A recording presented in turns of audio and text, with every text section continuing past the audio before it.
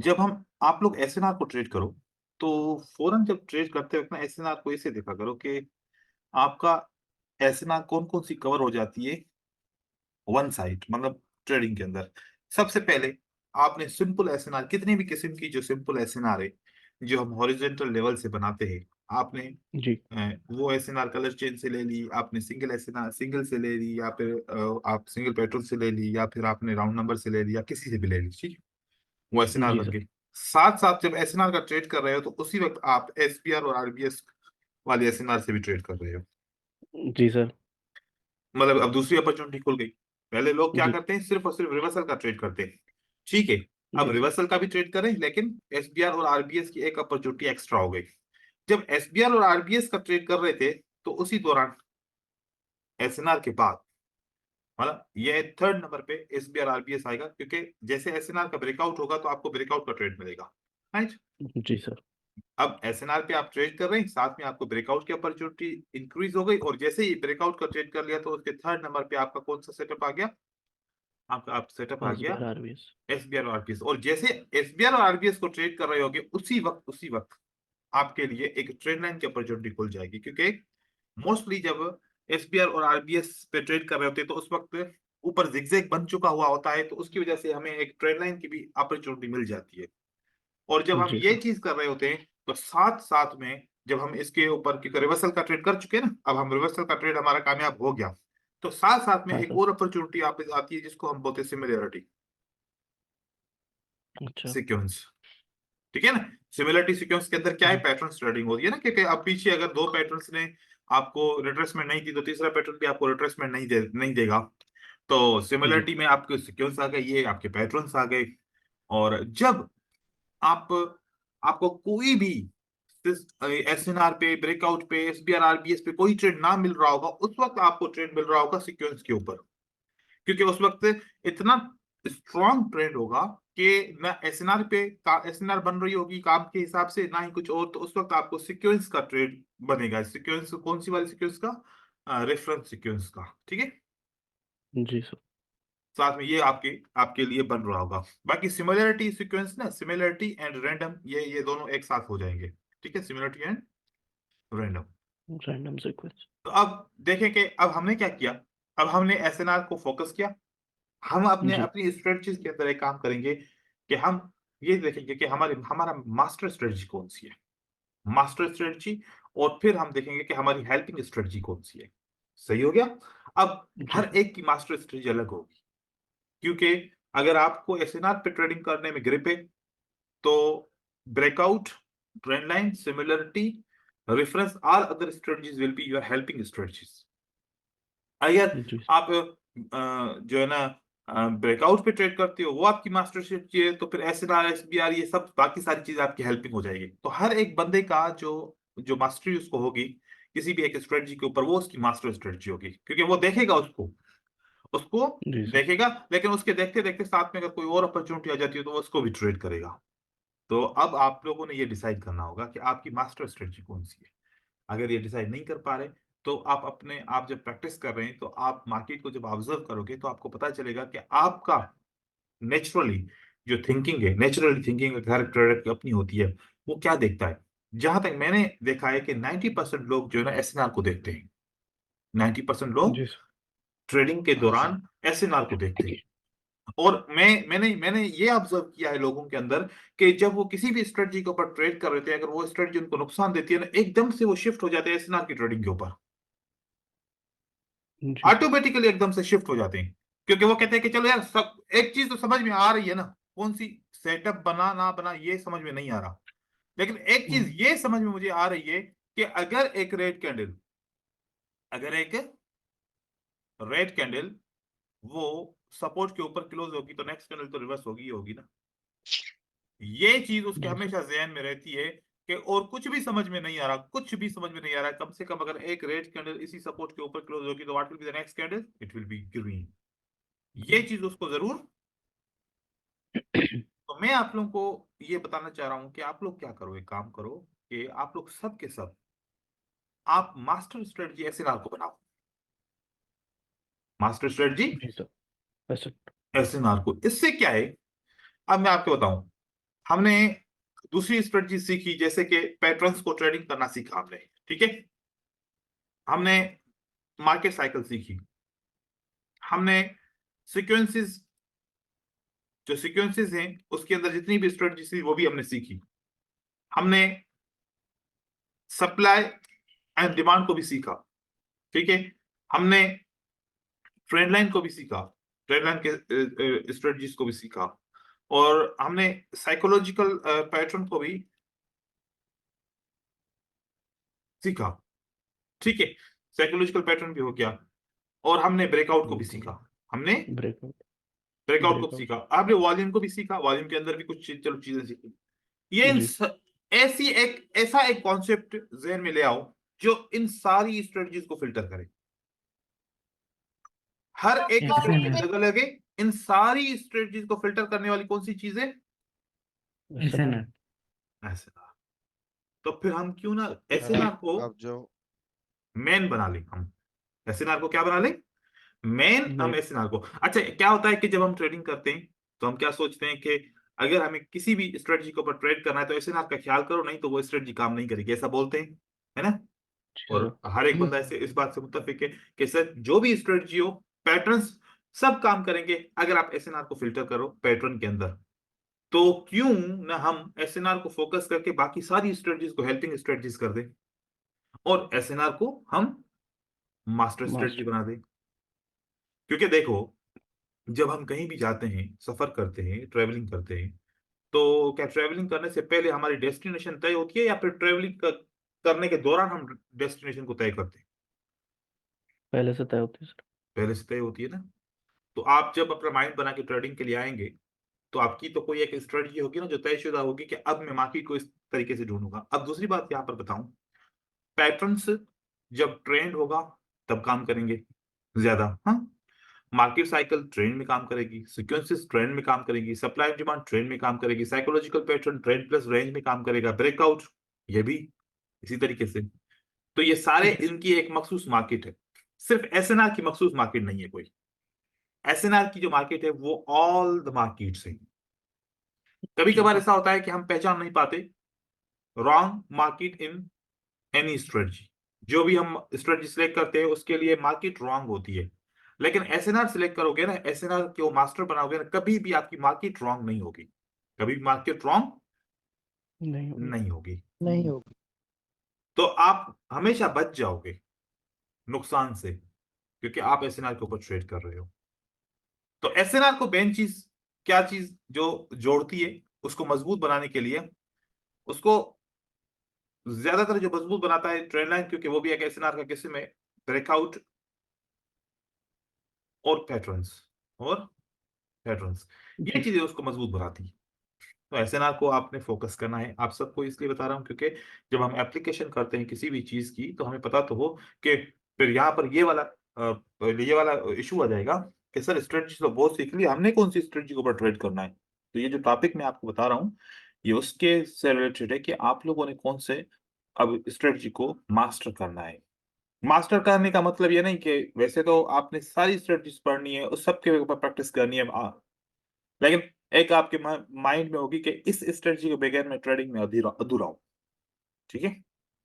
अब साथ साथ में जब एसएनआर के ऊपर ट्रेडिंग कर रहे होंगे तो हम किन चीजों का ख्याल रखेंगे? हम दो चीजों का ज्यादा से ज्यादा ख्याल रखेंगे।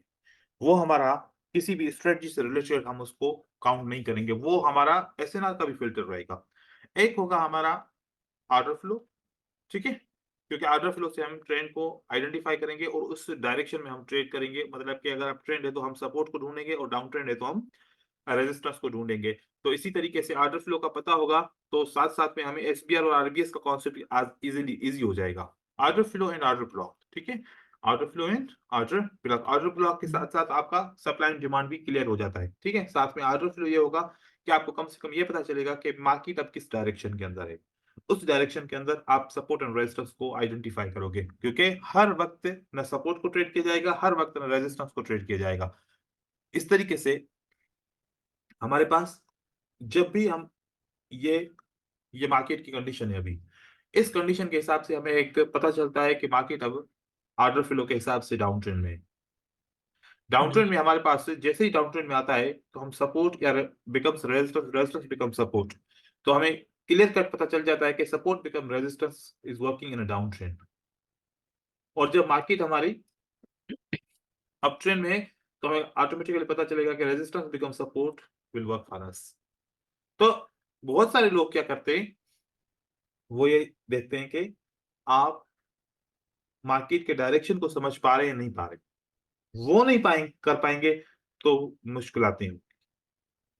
जब मार्केट समझ में नहीं आए, मार्केट को ओपन किया और चार्ट बिल्कुल समझ में नहीं आ रहा क्या करना चाहिए, तो उस वक्त वापस बेसिक स्ट्रेटजी के ऊपर आओगे, बेसिक एसएनआर के ऊपर आओगे और एसएनआर को आइडेंटिफाई करोगे कि एसएनआर ऑब्जर्व करोगे कि एसएनआर रिएक्ट हो रही है कि नहीं हो रही। क्योंकि कभी कभार इतनी ज्यादा डिमांड हो जाती है मार्केट में कि वो एसएनआर को रिएक्ट नहीं करती, या फिर इतनी सप्लाई हो जाती है कि एसएनआर रिएक्ट नहीं हो रही होती।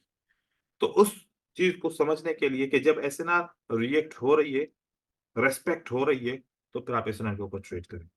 ठीक है। अब जी सर।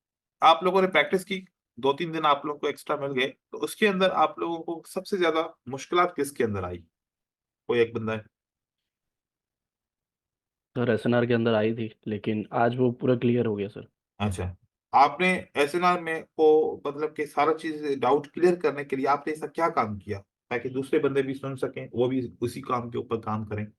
आपने क्या सर किया ऐसा? चार चार पांच बार आपकी वीडियो देखा, फिर ठीक उसके है। बाद बाकी जो ट्रेडर्स कर रहे हैं, जो भी फेमस ट्रेडर्स हैं, उनका हाँ। देखा, जो भी वो हम्म अपना देते हैं, जो भी हम्म नॉलेज वो। और हम्म फिर उसको वीडियो देख के तब समझ में आया कि अच्छा सर ये बोल रहे करके, क्योंकि उनका बहुत अलग लेवल है, तो उसको मैच करने के लिए बहुत टाइम लगा हम्म, समझने सही के लिए। सही। ठीक है। सर एक क्वेश्चन था। हाँ पूछिए। सर इम्बैलेंस और बैलेंस का कोई इफेक्ट रहेगा क्या इस नर पे? नहीं, उससे कोई फर्क नहीं पड़ता। Okay sir. Imbalance and balance से सिर्फ एक चीज का हाँ ये फर्क पड़ता है कि जिस सपोर्ट या जिस रेजिस्टेंस को मैं ट्रेड करना चाह रहा हूँ कि यहाँ वाकई में बायर है मौजूद या बायर मौजूद नहीं है। नहीं। ठीक है।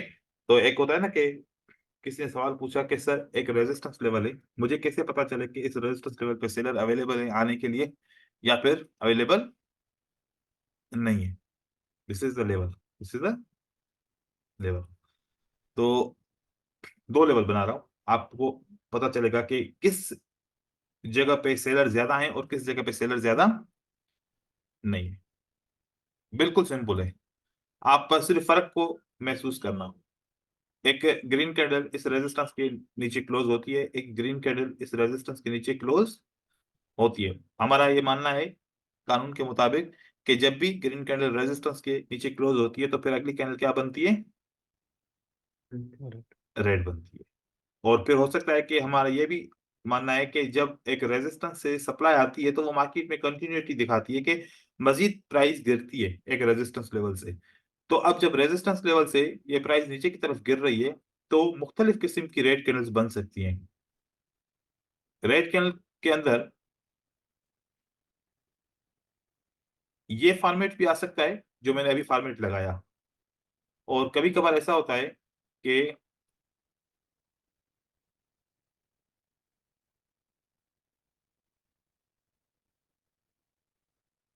ये फॉर्मेट भी आ सकता है। ठीक है। अब आप देखिए, आपको मैं एक कानून भी सिखा रहा हूँ। वो कानून ये सिखा रहा हूँ कि जब ये रेड कैंडल है, ये जब रेड कैंडल है तो फिर यहां से प्राइस ऊपर क्यों जाती है, नीचे क्यों आती है? इसको ऊपर जाने की क्या जरूरत पड़ी? जब फिर दोबारा प्राइस आती है तो फिर दोबारा प्राइस ऊपर की तरफ जाती है, फिर नीचे की तरफ आती है। तो मतलब हमेशा ऐसा क्यों होता है? कभी कभार कभी सोचा है ऐसा ऐसा क्यों होता है? ऐसे ही बायस की कैंडल जब होती हैं तो जब ऊपर की तरफ जा रही होती हैं तो फिर वापस नीचे की तरफ आती हैं Yes. और उसके बाद फिर ऊपर की तरफ चली जाती हैं। फिर अगली कैंडलस्टिक फिर थोड़ा सा ऊपर आती है, फिर इस तरीके से ऊपर चली जाती है। फिर अगर अगली यहाँ से कैंडल स्टार्ट होती है तो वो बहुत नीचे तक आती है, उसके बाद फिर ऊपर की तरफ चली जाती है। इसका कोई किसी को आइडिया है ये क्यों होता है ऐसा? सर पावर गेन को करने के लिए बैलेंस क्या करना थे? आता है। सर हाँ, बैलेंस करके जाते हैं, क्योंकि इम्बैलेंस करके जाएंगे तो प्राइस इम्बैलेंस सही को सपोर्ट नहीं। बैलेंस करके जाता है। इम्बैलेंस को बैलेंस करके जाते हैं। ये मैं आप लोगों का सवाल सही है। ठीक है। मतलब कि के बायर बैलेंस करते हैं, अगर पहले इम्बैलेंस होता है तो बैलेंस करके चले जाते हैं। हाँ सर। तो बैलेंस वैसे भी हो सकता है ना। हाँ ये देखो,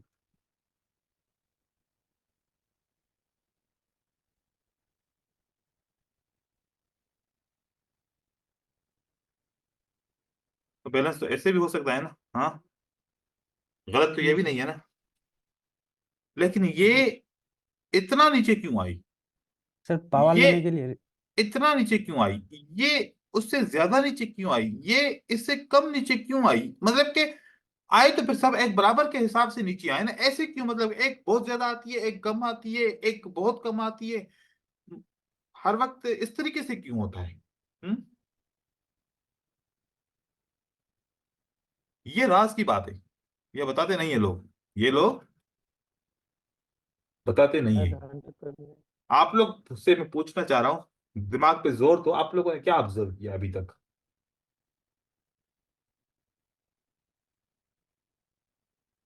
देखो, डेल्टा लेवल का नाम सुना है ना आपने? हम्म। जी जी सर। डेल्टा लेवल क्यों पढ़ते हैं? कि कैंडलस्टिक के इंटरनल वॉल्यूम के बारे में जान सकें कि कैंडलस्टिक में इंटरनल किस जगह पे कितना वॉल्यूम है, किस जगह पे कितना वॉल्यूम है। ठीक है। और फिर जब डेल्टा लेवल आप सबने ट्राई किया होगा, ठीक है, कौन सी जगह पे पॉइंट ऑफ कंट्रोल है, वो कौन सी जगह पे क्या है पॉइंट ऑफ कंट्रोल। ठीक है। हर एक इंसान की भी वीकनेस होती है, उसकी स्ट्रेंथ भी होती है, तो हम उससे पूछते हैं कि इसकी स्ट्रेंथ क्या है, वीकनेस क्या है। आप जब अपनी सीवी बनाते हो तो आप अपने स्ट्रेंथ और वीकनेसेस भी लिखते हो, है ना? इसी तरीके से जी सर। देखो कि एक जब कैंडल की हम स्ट्रेंथ एंड वीकनेस की बात करते हैं, तो ये कैंडल भी बता रही है कि मैं कहां पर स्ट्रांग हूं, ये कैंडल भी बता रही है कि मैं कहां पर स्ट्रांग हूं, ये कैंडल भी बताएगी कि मैं कहां पर स्ट्रांग हूं। वो कैसे पता चलता है? कि अगर कैंडल नंबर 2, कैंडल नंबर 1 कहाँ है, ये पहली ग्रीन कैंडल है, कैंडल नंबर 1।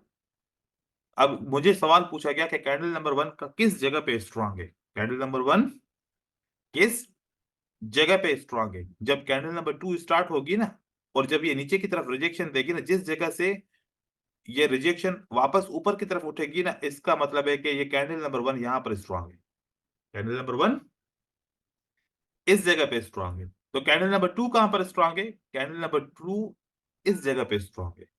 कैंडल नंबर 3 कहां पर स्ट्रांग है, कैंडल नंबर 3 यहां पर स्ट्रांग है। यहां पर ये वाली जो कैंडल नंबर 1 है, ये कहां पर स्ट्रांग है, 2 कहां पर स्ट्रांग है, और 3 कहां पर स्ट्रांग है।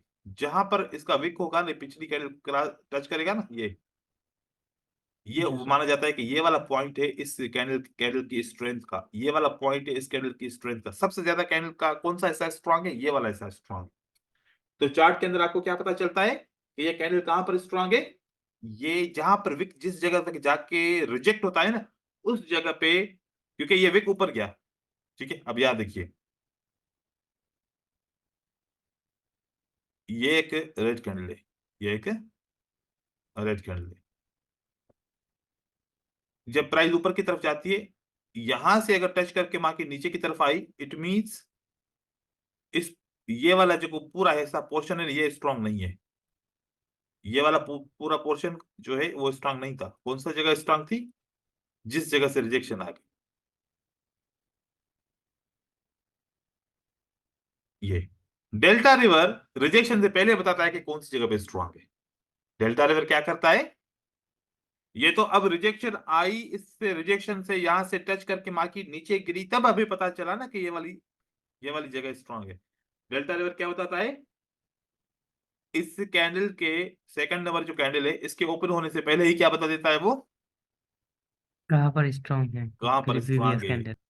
तो फिर मैं क्या करता हूँ, डेल्टा लेवल जैसे मुझे बताता है कि मैं वेट करता हूँ, अगर ये कैंडल यहाँ पर स्ट्रांग है, डेल्टा लेवल यहाँ पर पॉइंट ऑफ कंट्रोल बताएगा। क्या बताएगा यहाँ पर, point of control. Point of तो मैं कंट्रोल। कभी भी इस ओपन प्राइस के ऊपर एंट्री नहीं करूंगा, मुझे पता है कि प्राइस कहां तक आएगी, पॉइंट ऑफ पॉइंट कंट्रोल को ऑफ टच कंट्रोल पे आएगी। टच करने के लिए आएगी। मैं इस जगह पे सेल करता हूँ, क्या करता हूँ, सेल इस जगह पे, पॉइंट ऑफ कंट्रोल पे टच करती है, पॉइंट ऑफ कंट्रोल पे सेल करता हूँ, मार्केट नीचे की तरफ आ जाती है। अब किसी ने ट्रेड किया इस पॉइंट पे ट्रेड किया, और किसी ने इस पॉइंट पे ट्रेड किया, एक ये पॉइंट है, एक ये पॉइंट है, ज्यादा मजे वाली पॉइंट कौन सी है, ज्यादा सिक्योर पॉइंट कौन सी है? ऊपर वाले ऊपर वाली। ऊपर वाली ऊपर वाले। और ऊपर वाली जब ट्रेड करते हैं ना, तो हमें अपने ऊपर एक कॉन्फिडेंस आता है कि देखो मैंने अच्छी तरीके से एंट्री सिलेक्ट की है और उस जगह पे मैंने ट्रेड किया। अगर इन केस में ये छोटी सी भी कैंडल बन जाती, मुझे कोई डर नहीं था। इन केस में ये नीचे से पुश आता और यहाँ पर ये छोटी सी ग्रीन कैंडल बन जाती, तब भी मुझे डर नहीं था। नहीं था।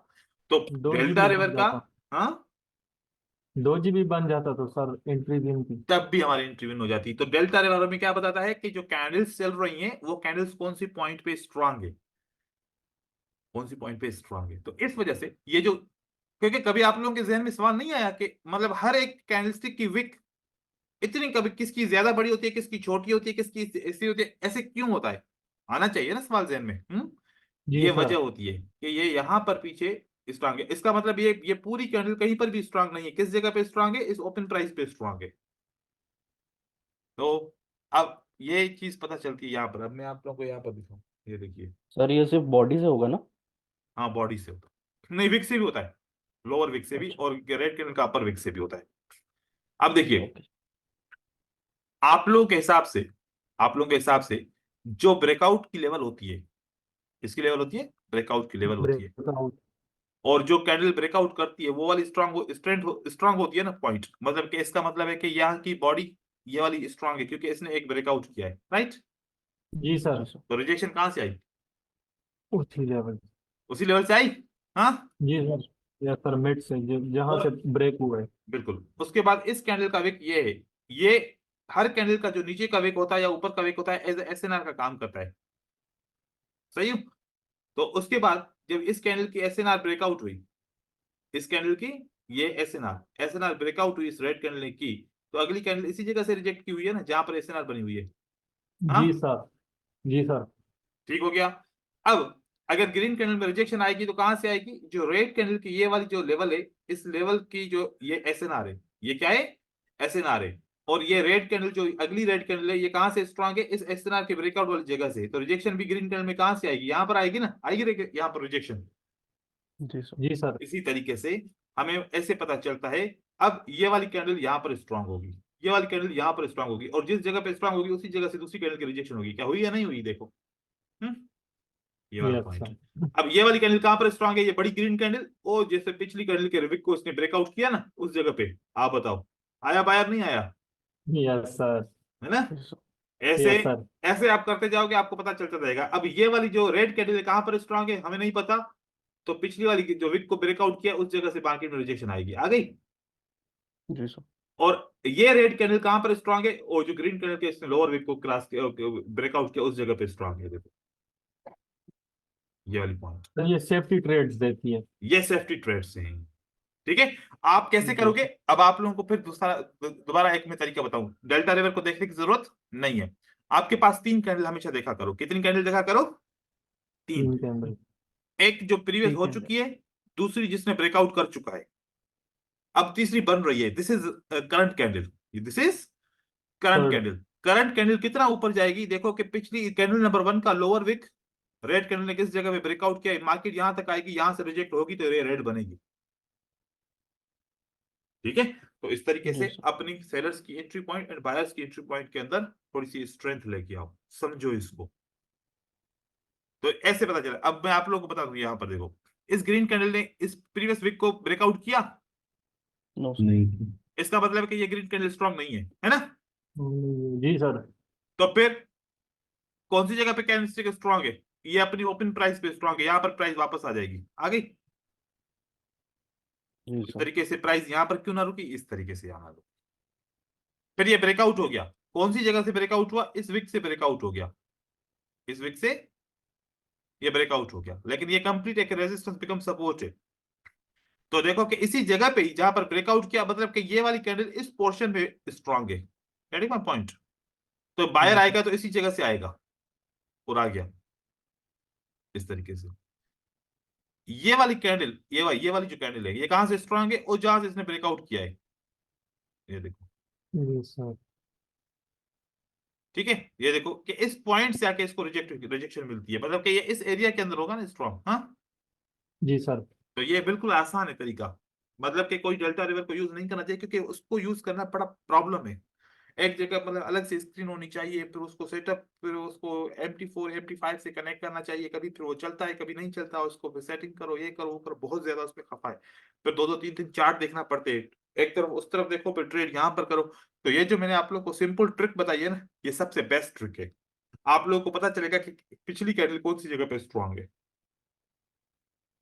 जी सर। और दूसरा एक प्रोसेस है, कॉन्सेप्ट है, अगर लॉजिकल वीक ना हो कॉन्सेप्ट है। तो, हाँ अगर वीक ना हो कैंडल में तो हाँ, ये विक ना होना कोई प्रॉब्लम नहीं है ब्रदर। इसने पिछली किसी कैंडल का तो विक ब्रेक क्या होगा ना। हाँ, इस कैंडल में विक नहीं है, इस कैंडल में विक नहीं है, लेकिन इसने पिछली कैंडल को तो ब्रेकआउट किया होगा, नहीं किया होगा बताओ। सर जी क्या सर। होगा। ये किया है ना। हाँ, जी सर।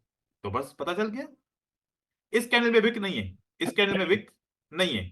ठीक है, यहां पर इसने ब्रेकआउट किया, लेकिन यहां पर क्या ओपन प्राइस ब्रेकआउट हुई। ठीक है, तो ये वाला पॉइंट स्ट्रांग हो सकता है, क्योंकि माना जाता है कि जब किसी लेवल किसी कैंडल में विक नहीं होता, जैसे कि ये वाली कैंडल में ऊपर विक है नहीं, तो ये एक रेजिस्टेंस का रोल प्ले करती है।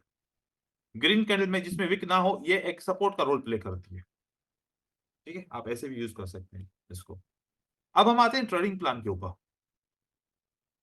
क्या ट्रेडिंग के लिए ट्रेडिंग प्लान होना जरूरी है, या डेली का प्लान बनाओ और काम करो?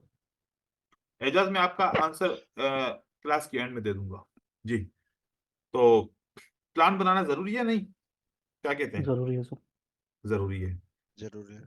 तो प्लान कितने दिन का बनाना चाहिए? एक दिन का, एक हफ्ते का, एक महीने का, 6 महीने का, या 3 महीने का, या फिर एक साल का? क्या होना एक साल चाहिए? का सर। अरे एक एक साल महीने का। एक एक साल का, महीने एक महीने का। 1 मंथ। ठीक है, अगर एक महीने में हम वो अपना प्लान अचीव नहीं कर पाते, तो फिर क्या करेंगे हम? फिर दूसरे महीने का प्लान बनाएंगे। हाँ, ऐसे हो जाएगा ना। जी हाँ सर। सर। तो इसीलिए ऐसा क्यों ना करें कि एक साल का प्लान बनाएं, अगर एक महीने में अचीव ना हो तो दूसरे साल, दूसरे महीने के अंदर शिफ्ट हो जाएगा ऑटोमेटिकली। तो फिर एक ही प्लान बनाएं, एक महीने का प्लान बना लें, सही है। और उस महीने का अच्छा। एक साल का प्लान बना लें, उसके बाद फिर हर महीने के हिसाब से उसको फॉलो करते हैं। तो मैंने एक प्लान अपने हिसाब से एक बनाया है। मैंने प्लान ऐसे बनाया कि क्योंकि बाइनरी ऑप्शन का है, ये फॉरेक्स का नहीं है, फॉरेक्स का डिफरेंट तरीके से बनता है। ठीक है, ये इसके अंदर मैंने कुछ चीजें ऐड की हैं। क्या क्या ऐड किया है? मैंने ये ऐड किया है कि मेरा सबसे पहला होता है कि प्रॉफिट में कितना करना चाहता हूं इस महीने, इस साल के अंदर। आप कुछ भी प्रॉफिट लिख सकते हो जो आपका दिल चाहे, जितना आप अचीव करना चाहो। आप 1 लाख से लेके 10 लाख, 20 लाख, 25 लाख, 30 लाख, 50 लाख का भी प्रॉफिट लिख सकते हो। लेकिन कुछ असूल है फिर। प्रॉफिट लिखने से किसी को कोई मना नहीं है, किसी को कोई मना नहीं है। नहीं है। आप 10 लाख लिखो, 20 लाख लिखो, 30 लाख लिखो, 1 करोड़ लिखो, 2 करोड़ लिखो, 5 करोड़ लिखो, अचीव हो जाएगा। लेकिन कानून ये है कि जितना आप एनुअल टारगेट रखोगे, उसका 10% आपने इन्वेस्टमेंट करना है। अब बताओ, अब अपनी मर्जी से रखेंगे? नहीं रख पाएंगे, है ना। अब अपनी मर्जी से हम नहीं सर, उस नहीं उतनी रखेंगे, इन्वेस्टमेंट नहीं कर पाएंगे। नहीं होगी। इसका मतलब कि जो हम जहन में अमाउंट सोचेंगे कि ये मेरा एनुअल टारगेट होना चाहिए, अगर उसका 10% नहीं है, तो इसका मतलब कि वो मैंने डिसीजन गलत किया। मतलब मैंने जी जी ओवर सर। सोच लिया, ओवर थिंकिंग कर ली, ये मेरा टारगेट गलत था। अब मेरे पास जितना भी प्रॉफिट, जितना भी अमाउंट होगा ट्रेडिंग करने के लिए, अगर मेरे पास मैं 5 लाख रुपया, 5 लाख रुपए का टारगेट रखता हूं, क्योंकि अगर इंडियन रुपीस में अकाउंट है या फिर पाकिस्तानी रुपीस में अकाउंट है, वो तो नहीं है, लेकिन इंडियन रुपीस में अकाउंट है कोटेक्स के अंदर, और पाकिस्तानी भी यूज कर सकते हैं इंडियन रुपीस को। पाकिस्तानी में भी है सर, हाँ, पीकेआर भी है। अच्छा पीकेआर भी है, चलो 5 लाख का हमारा टारगेट है। ठीक हो गया, 5 लाख का टारगेट कर दिया। 5 लाख का टारगेट, 10% कितना हो गया? 50,000। 50,000। 50,000। आपको 50,000 की इन्वेस्टमेंट चाहिए। एक अब साल बोल, की एक प्लान के एक। एक साल का प्लान है ये, 50,000 की इन्वेस्टमेंट चाहिए। 50,000 की इन्वेस्टमेंट हम आगे इसको डिस्ट्रीब्यूट करते हैं, लेकिन पहले अगर 5 लाख का प्रोग्राम हमने सेट किया साल का, कि हमें इसको अचीव करना है एट एनी कॉस्ट, तो महीने का क्या हो जाएगा? 41,000। 41,000। तो चलो हमें एक महीने का टारगेट मिल गया ऑटोमेटिकली। जी सर।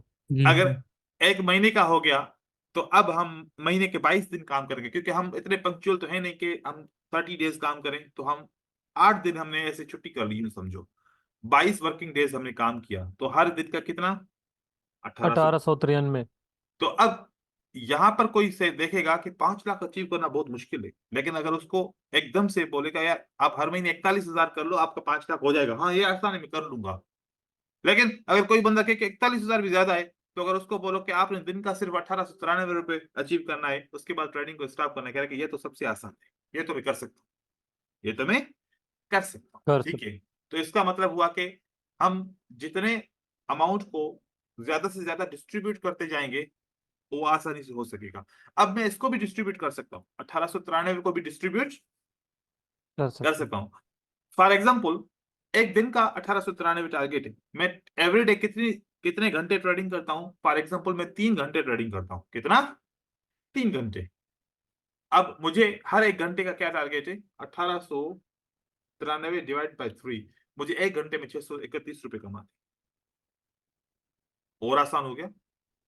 ठीक है, अब मैं सोच रहा हूं कि यार मैं एक घंटे के अंदर ट्रेड कितने करूंगा। फॉर एग्जाम्पल मैं ये सोचूं कि एक घंटे के अंदर वैसे तो 60 मिनट है, 30 अपॉर्चुनिटी भी मिल सकती हैं, 20 अपॉर्चुनिटी भी मिल सकती हैं, 15 अपॉर्चुनिटी भी मिल सकती हैं, 10 अपॉर्चुनिटी भी मिल सकती हैं। भाई मुझे 631 रुपए सिर्फ जमा करने हैं, अर्न करने हैं, क्यों न मैं सिर्फ एक घंटा ट्रेडिंग करूंगा। इस एक घंटे के लिए मुझे सिर्फ 3 अपॉर्चुनिटी चाहिए, कितनी चाहिए, 3 अपॉर्चुनिटी। डिवाइड करो 3 से, 631 डिवाइड बाय 3, एक ट्रेड आपको 210 रुपए का, क्या है कोई इस पे रिस्क, हाँ नो सर। नहीं है। लेकिन पंक्चुअल रहेंगे, फॉलो करेंगे, तो एक घंटे में 3 ट्रेड विन करने, 210 रुपए प्रॉफिट के साथ, 631 रुपए। जी अगर कोई लॉस भी हो जाए तो 4 अपॉर्चुनिटीज कर लेंगे, और अगर लॉस भी हो जाए तो 5 अपॉर्चुनिटीज कर लेंगे। लेकिन हमें एक घंटे में 631 रुपए कमाने। फिर हमने थोड़ा सा वेट कर लिया, दोबारा एक घंटे का टाइम आ गया, उसके बाद आ गया, वो कोई मसला नहीं है, क्योंकि 22 वर्किंग डेज है। अगर किसी दिन मेरी परफॉर्मेंस वीक भी हो गई, खराब भी हो गई, तो फिर 8 मेरे पास एक्स्ट्रा डेज हैं जिसमें मैं कवर कर सकता हूँ, यस सर। तो आसानी से भी कर सकता हूँ। जितना मतलब डिस्ट्रीब्यूट कर रहे हैं, इससे जो हमारे ट्रेडिंग के ऊपर फोर्स है, जो ट्रेडिंग के ऊपर हमारा जो एक यूं समझे कि जिसकी वजह से प्रेशर है वो प्रेशर खत्म हो जाएगा। ठीक है, तो इसलिए मैं डिस्ट्रीब्यूट करता हूँ। मेरी सोच बड़ी है, मतलब एक एक बंदे को मैं बोलूं ना कि यार तुम बस 1893 रुपए का टारगेट रखो, वो बोलेगा सर मैं अब ट्रेडर बनने आया हूँ और 1893 रुपए कमाने के लिए आया हूँ खाली। नहीं भाई, तुम्हारी सोच बड़ी है, तुम 5 लाख रुपए कमाओगे और महीने के 41,000 आहिस्ता रुपए आहिस्ता कमा रहे सर। हो, आहिस्ता बस आहिस्ता दिन सर। के तुम इतने कमा रहे हो। तो इस जी तरीके सर। से हमारा टारगेट लाखों रुपए का है, लेकिन इसको अचीव करने के लिए एवरीडे हमें हजारों रुपए बस जमा करने हैं। वो इसका मैं आप लोगों को एग्जाम्पल बताऊं, अगर $1 एवरीडे आ जाए, अगर एवरीडे आप लोगों की $1 की इनकम हो, तो इसको तो कोई एग्री नहीं करेगा, क्या कहता है $1 से मैं करूंगा क्या, हाँ $1 से मैं क्या करूंगा। जी सर। ऐसे जब मेरा यूट्यूब चैनल था, मेरे यूट्यूब चैनल का रोज कितना आता था, $1 कितना आता था इनकम। $1। मैंने कहा यार इसको कौन, अभी इसको मैं क्या करूंगा, मैं वहां पर $1 क्या पे, तो वहां पर $50 डालता हूँ, एक ट्रेड करता हूँ, उसमें से मुझे $40 मिल जाते हैं, और अब ये मुझे रोज का $1 मिलेगा, रोज का $1। मैं इसका क्या करूंगा, मैंने इसको देखना ही छोड़ दिया। जब देखना छोड़ दिया तो 4 मंथ गुजर गए थे, कितने मंथ गुजर गए, मुझे मेरे ध्यान से ही निकल गया, कितने मंथ गुजर गए, 4 मंथ। 4 मंथ। तो मुझे ईमेल आया कि आपके अकाउंट में पैसे हमने ट्रांसफर कर दिए हैं। मैंने जाके अकाउंट देखा तो मुझे उन्होंने $120 सेंड किए थे, कितने, 120 डॉलर। 120। तो देखो कि एक एक डॉलर जमा होके 120 आ गया, हाँ। जी सर। और जब ये मुझे मिला ना, मुझे बहुत खुशी हुई, और उसके बाद इस $120 को मैंने बहुत एंजॉय किया, बहुत फैमिली को बाहर लेकर गया, और मैंने बहुत खाया पिया, और अब फिर भी पैसे बच गए, क्योंकि $120 हमारी कंट्री में बहुत होते हैं। ठीक है, यस सर। तो 35 आप ये 40 सर। सोचो कि हम $1 को इग्नोर कर कर रहे थे 4 महीने से हमने इसको देखा ही नहीं, लेकिन जब 120 मिला तो इसने कितनी हमें खुशी दी। अब आप हिसाब करो, जी सर। आप एक महीने के अंदर $100 का नुकसान करते हो। एक महीने के अंदर अगर आप $10 कमाओ, आपने $100 का नुकसान बचाया और $10 कमाया, इसका मतलब कि आपने $110 को बचा लिया। हाँ, बेहतर क्या है, $10 प्रॉफिट करना या $100 का नुकसान करना, क्या बेहतर है? $10 प्रॉफिट सर। अभी देखो, अगर मैं ये कंपेयर कर रहा हूं तो मुझे $10 का प्रॉफिट ज्यादा बेहतर लग रहा है और $100 का नुकसान बेहतर नहीं लग रहा। लेकिन जी सर। मैं सिर्फ ये बोलूं कि आप लोग $10 का प्रॉफिट करो, आप लोग के सर अब महीने का टारगेट $10 क्या बनता है क्या, फिर इसलिए ट्रेडर बने क्या? आपने आपको सेव करना है और वैल्यू पैदा करनी है। $1 की भी वैल्यू होती है। अगर आप $100 से $1 निकाल लो तो वो 100 नहीं रहेगा, उसकी वैल्यू गिर जाएगी। जी सर। तो थोड़े पैसों को नहीं देखा करो, ये पैसा आगे चल के बहुत बड़ा होने वाला है, बहुत बड़ा होने वाला है पैसा। आपकी सोच होगी, लेकिन आप शुरू से तो उसको एक रूटीन के साथ इसको अचीव करते आओ, तभी आके वो बड़ा होगा। अब देखिए, चलो ठीक है, हमने ये ऐसे कर लिया। ये सिर्फ इसलिए बता रहा हूं कि हर हर एक सेंट की भी वैल्यू होती है। यहां पर आ जाए, आपने 50,000 इन्वेस्टमेंट करनी है, लेकिन 50,000 इन्वेस्टमेंट इसलिए नहीं करनी कि आपके पास एकदम से 50,000 रुपये आपने अकाउंट में डाल देने, नहीं भाई।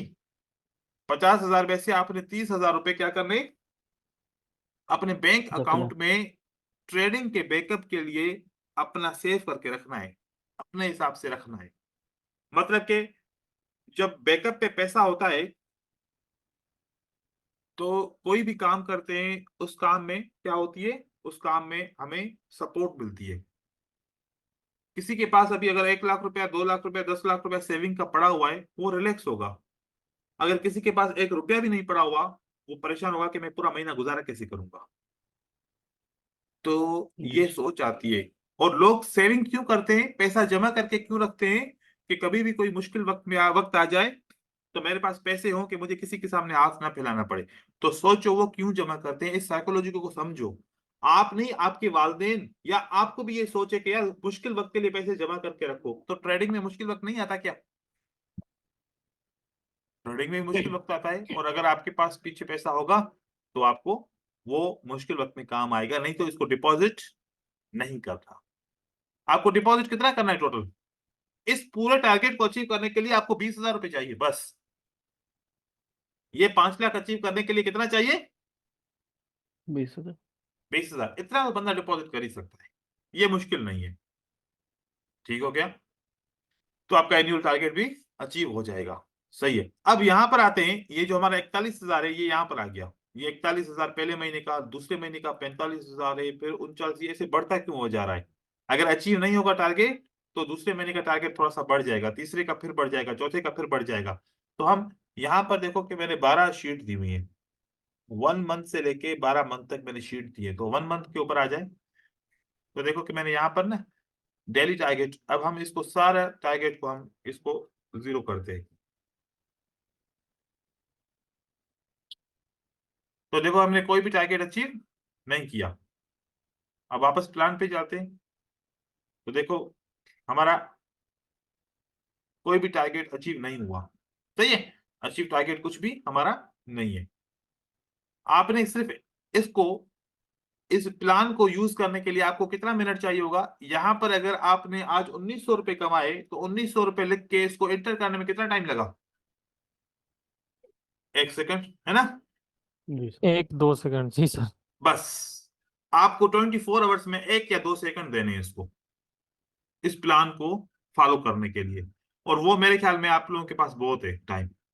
ठीक है, आपने आज के दिन के ट्रेडिंग में क्या किया? 1,900 रुपए का प्रॉफिट किया, या माइनस अगले दिन 2,000 रुपए का नुकसान किया? अगले दिन 2,000 रुपए का क्या किया?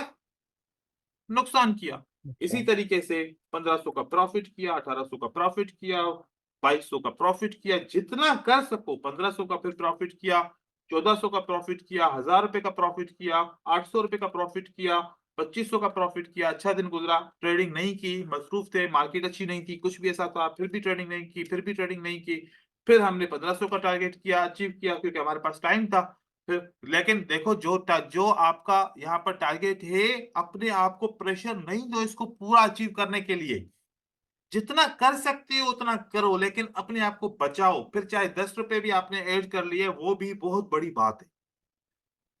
कोशिश नहीं करोगे, ये मैं जब तक ये पूरा ना हो तब तक मैं ट्रेडिंग करता हूँ। जरूरी नहीं है, जितना कर सकते हो करो। अगले दिन 2000 रुपए का टारगेट अचीव हो गया, फिर 3000 रुपए का आपने कर दिया, फिर आपने ट्रेडिंग नहीं की, फिर नहीं की ट्रेडिंग, फिर नहीं की, 6 दिन आपने ट्रेडिंग की नहीं, फिर आपने 1500 का प्रॉफिट किया, फिर आपने 1800 का प्रॉफिट किया।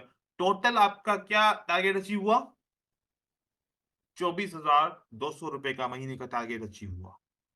24,200 रुपए का जो टारगेट अचीव हुआ वो ऑटोमेटिकली यहाँ पर नहीं, 24,200 को नहीं हुआ। आपका टारगेट, रिमेनिंग टारगेट क्या है? 17,466। अचीव टारगेट 24,000 सही है। तो यहाँ पर आपका रिमेनिंग टारगेट क्या है? 17,467 ऑटोमेटिकली यहाँ पर ऐड हो जाएगा। और अचीव टारगेट आपका 24,200 ये भी यहाँ पर आ जाएगा। अब 17,467।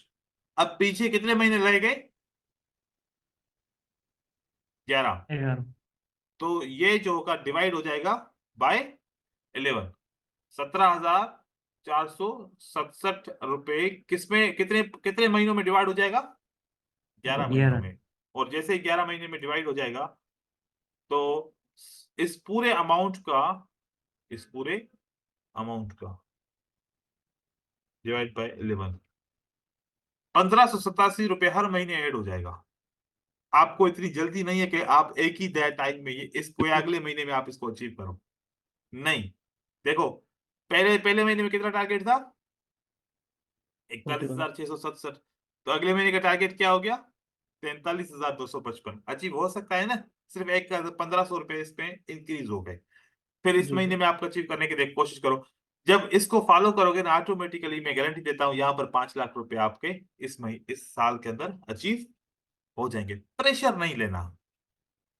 अगर प्रेशर ये होगा ना कि आज के आज देखिए, अगर मैं आप लोगों को बोलूं कि 1 घंटे के अंदर $100 कमा के दिखाओ, अभी हाथ पांव फूलना शुरू हो जाएंगे। जी सर।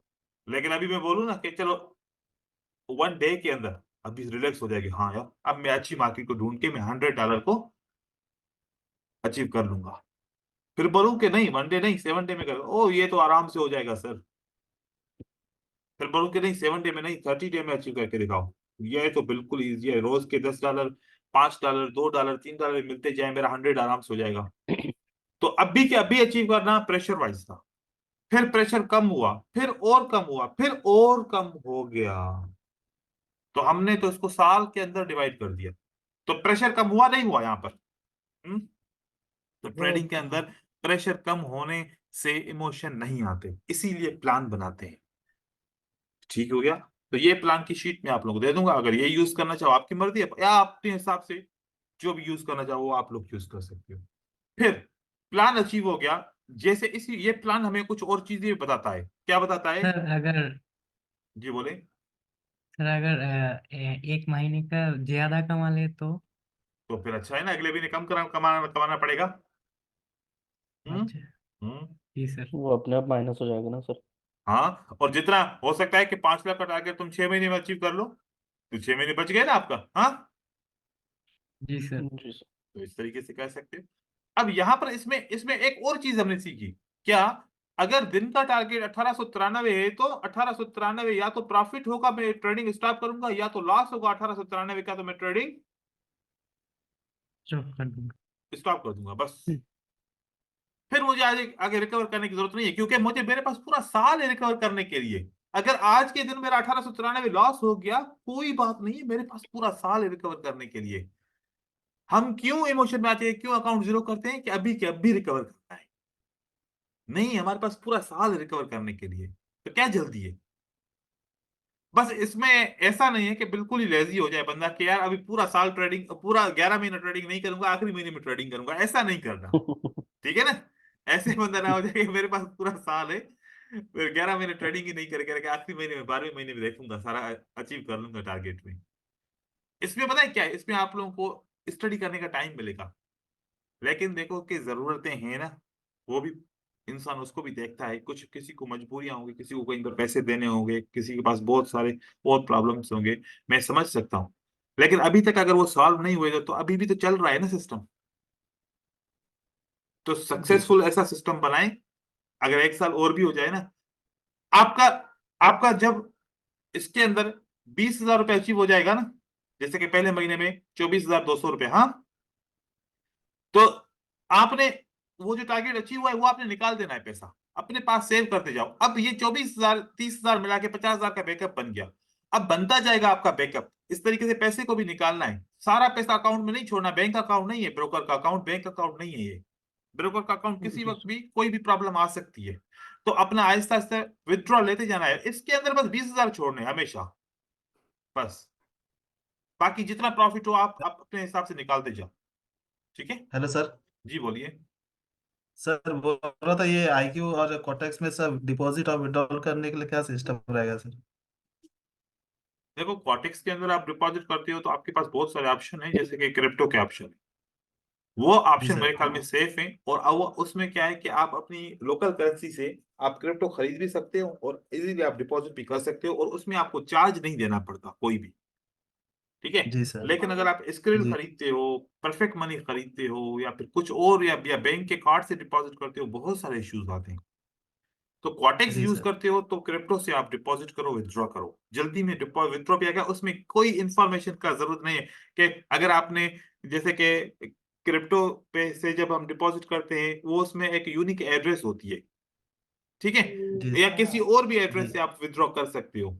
लेकिन आप, वही मैं दीपक हाँ, भाई को बता रहा था। स्क्रिल से या फिर किसी और से अगर आप करोगे ना, वो देखते हैं, मैच करते हैं ईमेल कि ये जिसका अकाउंट है उसका अकाउंट है कि नहीं है, तो वो थोड़ा जी सा सर। डिफरेंट है। या फिर यूपीआई से करते हो, या जी फिर बैंक कार्ड से करते हो, तो फिर वो उसमें बहुत प्रॉब्लम होता है। तो अभी सर क्रिप्टो बेस्ट है। सर अकाउंट का 1% ही यूज करना है अभी के लिए। वो तो आप ट्रेडिंग सीखोगे ना, उसके अपना अपना जो अभी डाउट्स हैं उसको खत्म करने के लिए, अपना एक्सपीरियंस को देखने के लिए, अपने आप को समझने के लिए, मैं क्या कर सकता हूँ क्या नहीं कर सकता, अपना रिजल्ट देखने के लिए 1% में कह रहा हूँ कि यूज करो 1 महीना कम से कम। और आईक्यू में कम सर? से कम आईक्यू में ब्रदर फिर मजबूरी है, परफेक्ट मनी और एडीबी कैश या फिर स्क्रिप्ट, 3 चीजें। यूपीआई वहां पर मैं मना करूंगा आप सबको, क्योंकि यूपीआई की बहुत प्रॉब्लम है। सर आईक्यू ऑप्शन में तो बीटीसी है, बिटकॉइन में कर सकते हैं आ गया है अभी ट्रेडिंग। बिटकॉइन, जी सर। नहीं, बस फिर बिटकॉइन आ गया है तो फिर सही है। बीटीसी से भी कर सकते हो, क्रिप्टो से कर सकते हो, तो फिर सही है फिर, ठीक है। अभी हम चलते हैं इनको अचीव करने के लिए कि हम कौन सा मनी मैनेजमेंट यूज करें। देखिए, मनी मैनेजमेंट 2 किस्म के हैं। मैंने मैनेज के बारे में पहले आप लोगों को बताया था। दूसरा मैं आप लोगों को इंट्रोड्यूस कर रहा हूँ, जैसे कि वो यूज करते हैं मार्चिंगेल। देखो, मार्चिंगेल बहुत रिस्की है लेकिन अट्रैक्टिव बहुत है कि, जी सर। हाँ, $1 अगर लॉस भी हो गया कोई बात नहीं, अगला $2 का ट्रेड करूंगा तो रिकवर हो जाएगा। लेकिन देखो कि ये बिगिनर के लिए ये सक्सेसफुल थ्योरी नहीं है। मैं आप लोगों को बताऊं, आप किसी से भी पूछो, किसी का भी अकाउंट ओपन हुआ है तो उसका अकाउंट ओपन हुआ है तो मार्टिंगेल की वजह से हुआ है। जी सर। अगर उसी का मेरा अकाउंट, अकाउंट ओपन हाँ, हुआ है। सबका ऐसे ही होता है मार्टिंग, क्योंकि आप वो अगर $1 के नो ट्रेड भी लॉस कर देता है ना, फिर कहता है कि अब ऐसा करता हूँ $10 का एक ही ट्रेड करता हूँ, $9 एक दफा रिकवर करूंगा और वो $10 कभी भी नहीं जीतता बंदा, वो तो पक्का ही जाते जी हैं। सर। सही है हाँ, बिल्कुल। ऐसे ही पत्थर का जीरो तो हुआ जीतना है ही मेरा है। अकाउंट। हाँ, इस तरीके वो अगर वो कहता है कि सर मैं मार्टिंगेल यूज नहीं कर रहा, देखिए मैं $1 का ट्रेड कर रहा हूँ लेकिन नो ट्रेड मेरे लॉस हो गए। अब इमोशन में तो आ गया ना, देखो, फिर एक ही साथ उसने $10 का ट्रेड कर दिया और वो 10 भी गए, और वो 9 भी गए, 19 मतलब का नुकसान हो गया। दस वो बार हमेशा जीत जाएगा जाता वो। है सर, वो वो वाला हमेशा केस जाता है, समझ। क्यों जाता है? इमोशन अब में होता है सर। इमोशन में, प्रेशर में होते हो, डर में होते हो, बिल्कुल सर। और वो ट्रेड जो $10 का करते हो किसी से देखा नहीं जाता, जैसे ट्रेड करते हो तो अपनी स्क्रीन से मुंह फेर उठ लेते हो, जाते आंखें बंद कर उठ देते हो, जाते उड़ जाते हो, फिर 1 मिनट के बाद आके देखते हो क्या हुआ क्या नहीं हुआ, और वो हमेशा लॉस ही होता है, ठीक है। पानी पीने लग जाते हैं सही देखो, सर। जिसको इतनी हिम्मत नहीं है अपना ट्रेड सामने से देख नहीं सकता, वो फिर उसको $10 ट्रेड करने की जरूरत क्या है? यस इसका मतलब सर। कि आप ट्रेप हो चुके, इसका मतलब आप ट्रेप हो चुके। अब आप समझ रहे हो कि मेरे बस की बात नहीं है, ठीक है। तो ये चीज नहीं करनी। इस तरीके से मैं मना करता हूं कि मार्जिन तब तक यूज ना करो जब तक आप लोग मार्केट से इतना कमा चुके हो कि अगर $10 या $100 या $200 या $500 मार्केट से उसका आपने बहुत ज्यादा, उससे भी ज्यादा पैसा कमा लिया, और उसको अगर आप लॉस भी करो तो कोई फर्क नहीं पड़ता आपकी लाइफ के ऊपर, तब बंदा यूज करे तो फिर समझ में आता है। क्योंकि जब आपके पास बैकअप होगा तो कभी भी इमोशन नहीं आएगा पैसे के हिसाब से, बैकअप नहीं होगा तभी तो इमोशन आता है ना। तो जी सर। मार्टिंगल को यूज नहीं करें। और साथ साथ में मैं आप लोगों को दूसरी बात बताऊं कि जब आप बाइनरी ऑप्शन के ऊपर ट्रेड कर रहे हैं तो साथ साथ में फॉरेक्स मार्केट को भी सीख लें। आपने डाइवर्सिफिकेशन सीखना है, क्योंकि डाइवर्सिफिकेशन में ऐसा होता है कि अगर आपका टारगेट एक जगह से अचीव नहीं हुआ तो दूसरी जगह से तो अचीव हो जाएगा ना, दूसरी जगह से अचीव ना हो तो जी तीसरी जगह सर। से तो अचीव हो जाएगा ना। यस तो सर। देखो कि मैं 3 चीजें करता हूँ। जो पैसा मैं बाइनरी ऑप्शन से कमाता हूँ, अगर बाइनरी ऑप्शन से नहीं कमाया तो मैं फॉरेक्स से कमाता हूँ, अगर फॉरेक्स से नहीं कमाया तो सिंथेटिक से कमाता हूँ, और जो पैसा कमाता हूँ फिर क्रिप्टो में क्या करता हूँ, इन्वेस्ट। इन्वेस्ट। इन्वेस्ट। इन्वेस्ट कर देता हूँ। और वहां पर ऐसे इन्वेस्ट नहीं करता जैसे कि फॉरेक्स में ट्रेडिंग करते हैं दूसरी चीज, नहीं नहीं नहीं, मैं यहाँ पर क्या करता हूँ, जो मेरे पास डॉलर्स आते हैं वो बेच देता हूँ। ठीक है, फॉर एग्जाम्पल मैंने सारे डॉलर क्या कर दिए, सेल करिए, और मुझे पीकेआर में सारे पैसे मिल गए। ओके, जी सर। अब मैं वेट करता हूँ, मैंने कितने का बेचा, फॉर एग्जाम्पल 293 का बेचा। हाँ, कितने का, 293। 93। मैंने बेच दिया। ठीक है, अब मुझे खरीदना कितने कितने पे चाहिए, उतने ही पैसों का। मैंने $1000, 290। फॉर एग्जाम्पल $1000 मैंने यहाँ पर 293 का क्या कर दिया, सेल कर दिया। अब $1000 के पैसे मेरे अकाउंट में बैंक में आ गए, 293 के हिसाब से मैंने $1000 सेल कर दिए। अब कुछ दिनों के बाद, क्योंकि मैं काफी अरसे से मैं देख रहा हूं कि 10 रुपए ऊपर जाता है, 10 रुपए नीचे आता है, 10 रुपए ऊपर जाता है, 10 रुपए नीचे आता है, 5 रुपए ऊपर जाता है, 4 रुपए नीचे आता है, ऐसा आता रहता है। ठीक है, जी सर, फिर ऐसा मैं क्या होता है। करता हूँ, जी सर। फिर मैं जब ये 289 पे आ जाएगा ना, मैं वापस फिर जो है ना $1000 खरीद लेता हूँ। ठीक है, खरीद लिया, अब मैं वेट करता जी हूँ, सर। और फिर 1 दिन या 2 दिन या 3 दिन के बाद वापस अगर 292-50 पे जाता है ना, मैं वापस सेल कर देता हूँ। बेच देते हो आप। इसमें तो यस कोई सर। रिस्क ही नहीं है ना, इसमें कोई रिस्क है नहीं। ये नहीं कौन सा सर। पैसा है, zero risk sir. Zero risk. ये कौन सा पैसा है, वो पैसा है जो फॉरेक्स से कमाया, बाइनरी से कमाया। अब कमाने के बाद भी इसके ऊपर कमा रहे हैं। अब ये 1000 का मैंने आप लोगों को मिसाल दिया, जब आप लोगों के पास पैसा ज्यादा जमा हो जाएगा आप ज्यादा ये ट्रेड कर सकते हो, मुश्किल तो नहीं है ना। Yes sir. तो इस तरीके से बंदा कमा सकता है। तो देखो कि इसीलिए ये कहावत है कि पैसे को पैसा कमाता है, क्योंकि होगा तो कमाएंगे ना उसके ऊपर, होगा ही नहीं तो कमाएंगे कहां से। जी जी सर। सर। ठीक है, एक जगह से निकाला दूसरी जगह पे डाला, दूसरी जगह से निकाला, अब जरूरत आ रही है तो आप निकालो। अब जो इस ट्रेड के साथ भी तो पैसा कुछ बच रहा है ना, तो आप वो यूज भी कर सकते हो अपनी अपने अपने पर्सनल एक्सपेंस के हिसाब से, इस तरीके से कर सकते हो। और दूसरा, देखें ब्रदर्स, आप सबके लिए, देखो फजूल खर्ची नहीं करनी, सेव करना होता है। ठीक है, पैसे को सेव करते हैं, हमेशा सेव करो, जितना हो सके पैसे को सेव करो। और मैंने इस ट्रेडिंग से इतना पैसा सेव किया, मैंने अपने जो ड्रीम्स होते हैं ना हर एक इंसान के, मैंने अपने सारे ड्रीम, सारे के सारे ड्रीम मैंने पूरे किए हैं। ठीक है, तो सर हो आपका सकते एक हैं। ड्रीम का नाम बताइए ना। देखें कि सर वो हर एक इंसान का सबसे पहले ये ख्वाब होता है कि उसका अपना घर हो, ठीक है, और अपनी कमाई का घर हो। ये होता है ना, जी जी सर। ये सर। हर एक इंसान का एग्री सर। ये बेसिक ड्रीम है। मैंने अपना घर ले लिया। ठीक है, उसके बाद माशाल्लाह। फिर दूसरा जो ड्रीम फौरन आता है कि यार मेरे पास गाड़ी भी हो, जिस पे गाड़ी। मैं घूमूं, अपनी फैमिली को लेके जाऊं, इधर उधर ले जाऊं, और मैं एंजॉय करूं अपनी लाइफ को। मैंने एक नहीं जी 3 गाड़ियां ले ली। ठीक है, एक की जगह पे माशा। मैंने 3 ले ली, किससे, ट्रेडिंग के पैसे से ले ली। फिर क्या होता जी है कि आप बाहर अब्रॉड ट्रेवल करो, घूमने जाओ, इधर जाओ। अभी आप लोगों को पता है कि मैं 15-20 उम्र दिन से पहले होके। उम्र से होके आया हूँ, तो माशा। मैं वहां से भी होके आया। तो यही ड्रीम होते हैं ना, बच्चे अगर अच्छी जगह पे पढ़ रहे हैं, सब कुछ हो रहा है, बैंक बैलेंस सब कुछ, हर चीज बंदा अपने आप को मेंटेन करके रख रहा है, तो ये क्या होता है, किसकी वजह से हुआ ये सेविंग की वजह से हुआ। ट्रेडिंग। ट्रेडिंग सेविंग की वजह से। से आप कर सकते हो, सब कुछ कर सकते हो, लेकिन एक सर आप स्पिरिट भी तो होना चाहिए ना अंदर में खुद का, कि मैं कर सकता हूं, ये मैं सब कुछ कर सकता हूं। देखो कि नेगेटिव सोचने से नेगेटिव चीजें होंगी। अभी आप लोग सोच रहे होंगे कि आप लोगों के जहन में बहुत सारे लोग ये बातें डाल रहे होंगे कि भाई ये बाइनरी ट्रेडिंग स्कैम है, ये फॉरेक्स ट्रेडिंग स्कैम है, ये सब कुछ ऐसे ही है, कुछ भी नहीं है, आप लोग को ऐसे पागल बना रहे हैं, ये कर रहे हैं, वो कर रहे हैं। आप लोगों के सामने मैंने ये सब कुछ किया है और इसके बहुत सारे गवाह जी हैं। सर। ठीक है, तो इस तरीके से वो कहते हैं कि जिस जगह से कोई चीज गुम हो जाती है ना, तो मिलेगी उसी जगह से, दूसरी जगह से नहीं मिलेगी। अगर आप यस लोगों का सर ट्रेडिंग लेकिन के अंदर लॉस हुआ है ना, तो यहाँ ट्रेडिंग से ही आप प्रॉफिट करके इसको वापस रिकवर कर सकते हो, यहीं से ही मिलेगा। तो मेरा भी लेकिन एक सर मन अपने था। अंदर गट्स होना चाहिए सर। हाँ, स्टॉक मार्केट में मैं जब आया था 2013 में, तो मेरे पास कुछ भी नहीं था। ठीक है, कुछ भी नहीं था। एक यूनिवर्सिटी से एक स्टूडेंट आया और अपने आके स्टॉक मार्केट में काम सीखा और लग गया। ठीक है, मेरे पास 10 से 15 अकाउंट होते थे। मैंने उसमें ट्रेडिंग की, अच्छा रिजल्ट दिया उन इन्वेस्टर्स को, उन्होंने दूसरे इन्वेस्टर दिए, दूसरे इन्वेस्टर्स देते देते मेरे पास 200-300 इन्वेस्टर्स हो गए। और फिर ब्रोकर ने देखा मुझे कि अच्छा काम कर रहा है, उसने अपना हेजिंग का अकाउंट दे दिया। ऐसे करते करते करते करते मैंने, जो मैं 1 रुपया भी नहीं लेकर आया था, मैंने बहुत पैसा कमाया, बहुत पैसा। आप लोगों की सोच है। लेकिन मेरी एक गलती क्या, वो हम एक दूसरी कहावत कहते हैं कि सारे अंडे एक ही बास्केट में डालोगे तो सब के सब टूट जाएंगे, है ना, टूट नुकसान हो जाएगा। जाएंगे जी यस। सर। और मैंने एक लालच में आके, एक बहुत बड़ी लालच में आके, मेरे पास जितना पैसा था, जितना, और उसके ऊपर बैंक से लोन लेके भी मैंने एक चीज में इन्वेस्टमेंट कर दिए। वो भी स्टॉक मार्केट में एक राइट शेयर था।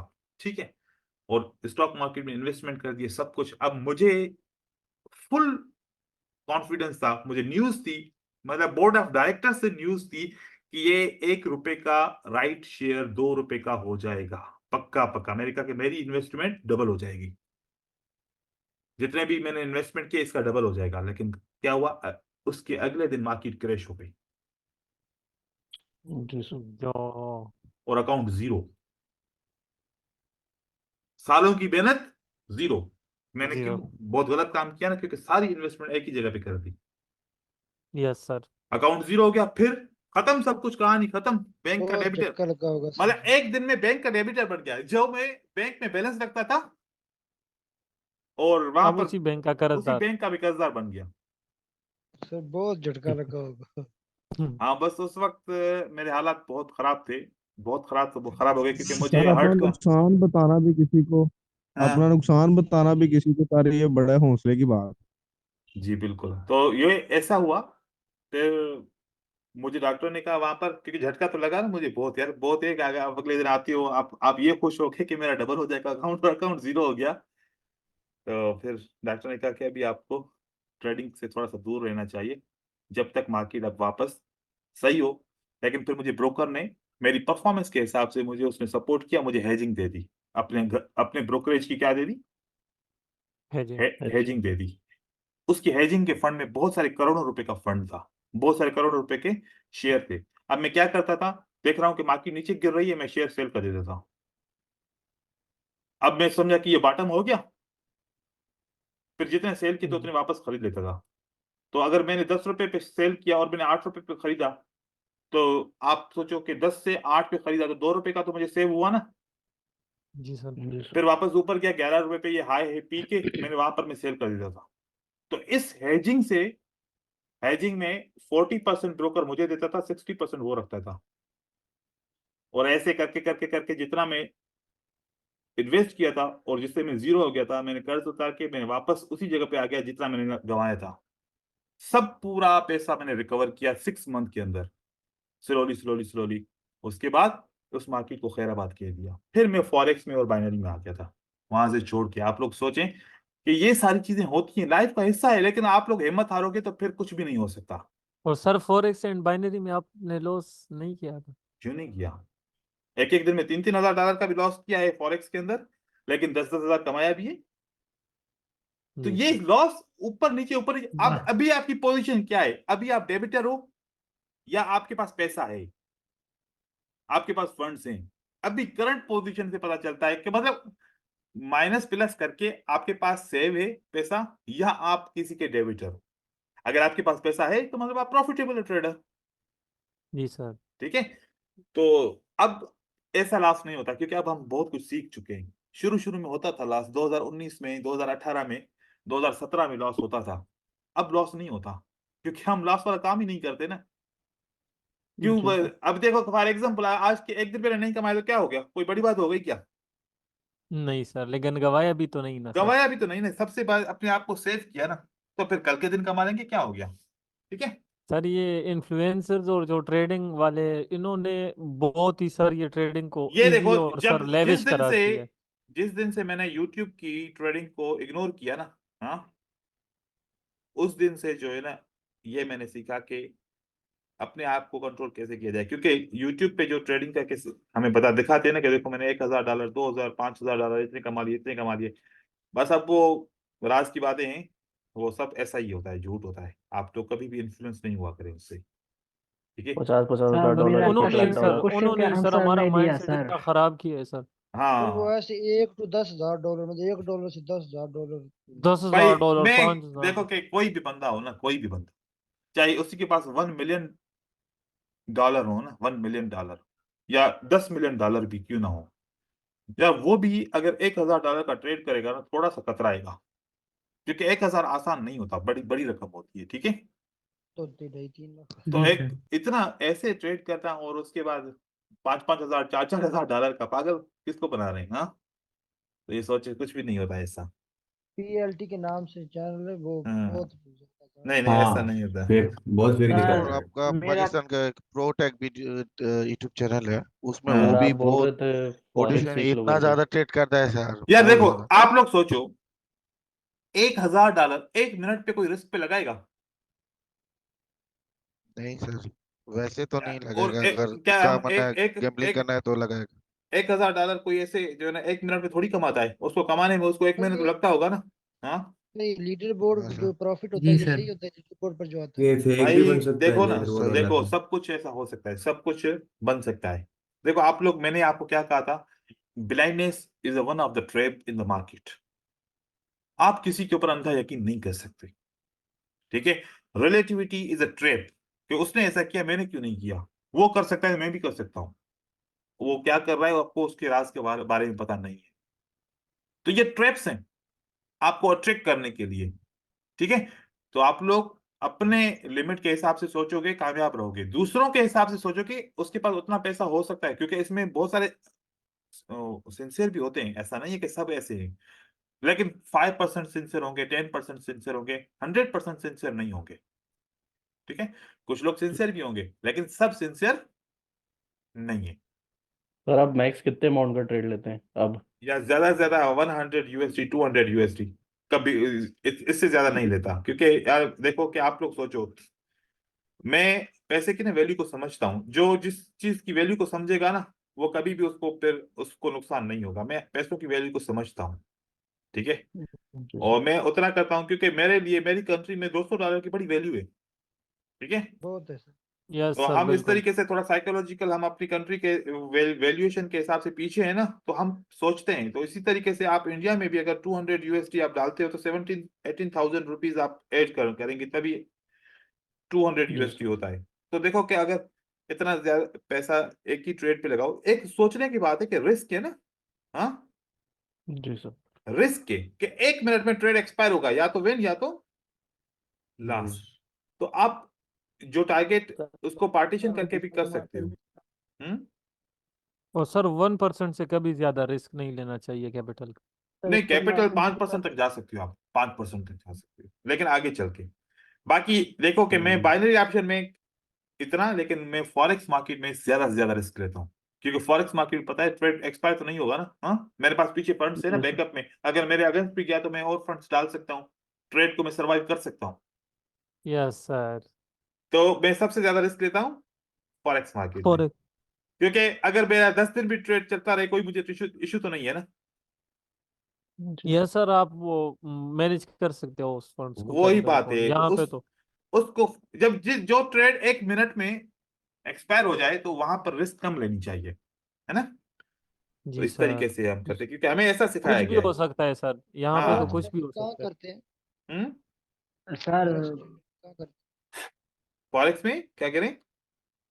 ट्रेडिंग कहाँ करते हैं forex trading? Forex trading broker के साथ करता हूँ। ब्रोकर के बट यहाँ पर जो अकाउंट होते हैं, आईसी सर मार्केट हो पूछ गया। रहा है हाँ पूछ रहा है कौन सी ब्रोकर में करते हैं। मैं, हाँ ब्रोकर का नाम, अच्छा आईसी मार्केट में करता हूँ। आई सी। आईसी मार्केट में करता हूँ और मुझे वही बस सही लगता है, शुरू से मैं उसी के साथ काम किया है, आईसी मार्केट में किया है, क्योंकि उसने वो विड्रॉल का इशू को रोकता वगैरह नहीं है। तो इस तरीके से और जो है सर ना, ये सर एक्सएनएस बाकी भी ब्रोकर सही है, बहुत सारे ब्रोकर हैं, हजारों ब्रोकर है। एक्सएनएक्स सही है, उसके बाद अल्पारी ब्रोकर ऑक्टा है वो इफेक्ट सही सर। है, ऑक्टा एफएक्स यार वो उसके कुछ इश्यूज हैं, क्योंकि असल में उसने बोनस ज्यादा से ज्यादा दिया है ना, क्योंकि मैं उस ब्रोकर के पास नहीं जाता जो ज्यादा से ज्यादा बोनस देता है, क्योंकि आईसी मार्केट बोनस देता ही नहीं है, शुरू से कभी उसने दिया ही नहीं है बोनस, कभी भी नहीं दिया हमें। लेकिन ऑक्टा एफएक्स आप जितनी भी इन्वेस्टमेंट करते हो आपको उसके ऊपर बोनस मिलता है, और दूसरे ब्रोकर भी ऐसे बोनस देते हैं, तो बोनस देने वाले ना फिर वो लालच देते हैं, फिर हमारी साइकोलॉजी खराब हो जाती है ज्यादा। अपने बैलेंस के ऊपर ऐसा अपना सोच के करता है ना, दूसरे बैलेंस के हिसाब से रिस्क भी तो ज्यादा लेगा ना। फॉर एग्जाम्पल जी आपके सर। पास $1000 था, लेकिन उसने 1000 आपको डिपॉजिट बोनस दे दिया, तो अब आप रिस्क $2000 से लोगे ना, या 1000 से लोगे। जी सर। आप ये ना समझो अगर आपका नुकसान हुआ तो बोनस के अकाउंट अमाउंट से कटेगा, नहीं, पैसा जितना भी नुकसान होगा आपके अकाउंट से कटेगा। तो इस तरीके से जी बोनस जो है ना साइकोलॉजी खराब करता है। ठीक है। सर आपने ये मनी मैनेजमेंट बताया, अभी इससे पहले भी एक मनी मैनेजमेंट बताया था 3 महीने वाला। हाँ तो अब हम डायरेक्ट इस पे शिफ्ट करें कि उस पे करना तीन है पहले महीने 3 महीने वाला। वर्क? नहीं, वो तो मैंने आप लोगों को देखो मनी मैनेजमेंट बताया ना, जो मैंने आप लोगों को पिछली क्लास में बताया कि आप 1 मंथ के लिए 1% पे जाओ, आप अपने आप को ऑब्जर्व कर लोगे, 1 महीने बहुत होता है 1 महीना, आप समझ जी जाओगे कि सर। मैं 1%, अपनी लिमिट को पहचानो, 1% पे जी जाओ, सर। फिर 2% पे जाओ, आप 3% वैसे इनफ है, 3% ऑफ अकाउंट इज इनफ, ठीक है। लेकिन अगर जी सर। आपके पास और भी टाइम है और सिर्फ आप ट्रेडिंग ही कर रहे हो तो आप 4% टू 5% जा सकते हैं, 5% से ज्यादा नहीं जाओ। मतलब आपने अगर इन केस में $1000 से $1000 से ज्यादा तो कोई इन्वेस्ट नहीं करेगा ना डेफिनेटली, या करेगा? हम्म। नहीं नहीं सर। सर। नहीं करेगा सर। 1000 करेगा ना, अब 1000 का 5% भी अगर मैं ले लूं, 1000 का 0.05, तो फिर भी $50 होता है। बंदा कर सकता है ट्रेड $50 से, नो प्रॉब्लम, एक ट्रेड $50 का भी कर सकता है। लेकिन ऐसा जी तो नहीं सर। है ना कि 1000 आपने इन्वेस्टमेंट किया, $500 के 2 ट्रेड कर लिए, कहानी खत्म, ये तो गलत होगी ना मनी नहीं सर। मैनेजमेंट। हाँ, यस सर। जी सर। तो $50 आप 1000 से कर सकते हो, यूं तो सर समझो ये। पहले यही 1%, 2%, 3% वाला ही पहले करूंगा अभी? आप देखो, आप अपने आप को समझो कि मैं कर क्या सकता हूं, मेरी परसेंटेज क्या है, देखो, डर है, डर नहीं है, अच्छे हो बुरे हो क्या हो, रियल अकाउंट के ऊपर 1% पे ट्रेड करके देखो, आपको अपने हर चीज का पता चल जाएगा कि मैं किस पानी में हूं। जी सर। सारा क्या नाम अमाउंट करते लॉस परफॉर्मेंस? करने से बेहतर नहीं है कि आप 1% पे अपने आप को टेस्ट करो कि मैं कर सकता हूं या मुझे और टाइम चाहिए। जी सर। लेकिन अपने आप से प्रॉमिस करो कि इमोशन हो जाए, चाहे मेरे 10 ट्रेड लगातार लॉस हो जाए 1% के हिसाब से, मैं 2% पे नहीं जाऊंगा, मैं रिकवर करने के लिए 3%, 4%, 5% नहीं करूंगा, 1%, 1% ही रहेगा, ठीक है ना। जी सर। तो फिर अपने आप को देखो, कितने ट्रेड पे देखो, कम से कम आप हर 30 ट्रेड या ज्यादा से ज्यादा आप हर 100 ट्रेड के ऊपर अपनी परसेंटेज चेक करो जी सर। कि आपकी लिमिट क्या आ रही है। अगर आपको इंप्रूवमेंट की जरूरत है तो उसके ऊपर फोकस फोकस करो। अगर आपको लग रहा है कि नहीं, मैं पूरा महीना अचीव किया है, चाहे वो अचीव करने के लिए आप $1 या $1 भी अचीव ना करो, कम से कम $1 का नुकसान नहीं है, आप बराबर बराबर आ रहे हो, इसका मतलब कि आप अब अपने इमोशन को कंट्रोल कर पा रहे हो,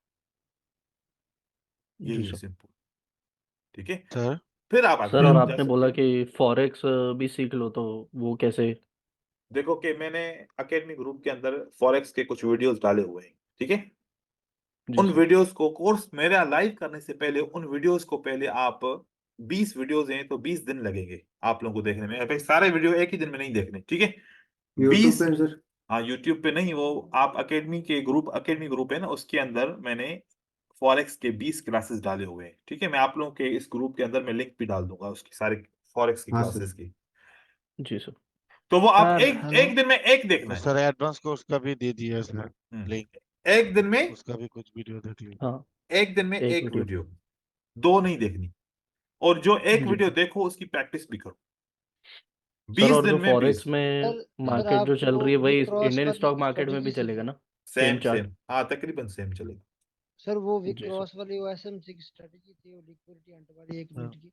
हम्म वो अभी आप जब एसएनआर आप लोगों ने सीख लिया ना, उसको मास्टर कर लिया ना, आपको पता चलेगा कि वो काम कैसे करती है, वो आपको समझ में आ जाएगी उसी के अंदर। सर सर हाँ मेरा क्वेश्चन था। पूछिए, अब सवाल पूछिए ताकि फिर क्लास को फिनिश करें जी। सर मैंने जो आप जूम के चैट में बोला था सर, ये ओटीसी में बारे बारे ट्रेडर लोग क्या देखे ट्रेड करते हैं, कैंडल रिएक्शन कैसे कैसे ट्रेड करते हैं, भाई ओटीसी के जरा अंदर तो देखो कि समझाइएगा। आप लोगों को ओटीसी के अंदर ना, मैंने आप लोगों को बताया है क्या, ओटीसी के अंदर आप लोगों को बताया है कि सपोर्ट एंड रेजिस्टेंस चेक करो, काम कर रही है तो फिर वो स्ट्रेटजी उसमें काम करेगी। अगर सपोर्ट एंड रेजिस्टेंस को रेस्पेक्ट नहीं कर रही ओटीसी मार्केट, इसका मतलब है कि सपोर्ट एंड रेजिस्टेंस काम नहीं कर रही। फिर आप सिक्वेंसेस के ऊपर चले जाओ, सिक्वेंसेस में ट्रेड करो या फिर कुछ और चीजों में ट्रेड करो। ओटीसी मार्केट को ट्रेड करने से पहले चेक करना पड़ेगा हर बार। ये ना समझो कि कल भी मैंने अगर एसएनआर पे ट्रेड किया तो आज भी एसएनआर पे ट्रेड होगा, कल मैंने पैटर्न्स पे ट्रेड किया तो आज भी पैटर्न्स पे ट्रेड होगा। नहीं, ओटीसी मार्केट में उस जगह पे ट्रेड करो जो करंट मार्केट उसको फॉलो कर रही है, क्योंकि आप लोगों के पास सारे कॉन्सेप्ट आ चुके हैं। ऐसा नहीं कि कोई चीज आपके पास छुपी हुई है। जिस जो जो अभी करंट एक फ्लो चल रहा है मार्केट के अंदर, जिसको मार्केट रेस्पेक्ट कर रही है, वो वाली स्ट्रेटजी उसके अंदर ऐड करो और उसको उसके ऊपर ट्रेड करो। बाकी जो जिसको हम कहेंगे एसएनआर, ओटीसी मार्केट में आप लोगों को support become resistance, resistance become support, ये रेस्पेक्ट होती है ज्यादा, क्योंकि ट्रेंड्स जी सर। होते हैं। मैंने ओटीसी मार्केट में देखा है कि ट्रेंड्स होते हैं, मार्केट लंबी ऊपर की तरफ जाती है, नीचे की तरफ आती है, तो ये एसबीआर आरबीएस बन रहे होते हैं ज्यादातर। तो ये आप उसके ऊपर यूज कर सकते हो, ठीक है। और सर आपने सर एजाज सर राउंड बस नंबर सर देखकर कैसे ट्रेड करते खत्म हैं? हो गया सर। सर राउंड नंबर देखकर कैसे ट्रेड राउंड करें, नंबर, राउंड नंबर राउंड देखकर? नंबर ओनली रियल मार्केट में, ओटीसी मार्केट में नहीं। सर सर रियल मार्केट के लिए? 000 सर या कोर्स 00 खत्म का हो राउंड गया नंबर। आज। आज हमारा खत्म हो गया, अब आप लोगों की बारी है सर मेरा प्रैक्टिस बात करने की। थोड़ा सुनिए सर। जी पूछिए। जी सर। सर सर सर, वैसे मसिलिनियो कि के जो बारे में आपको कुछ मैं बता आपका दीजिए। पास में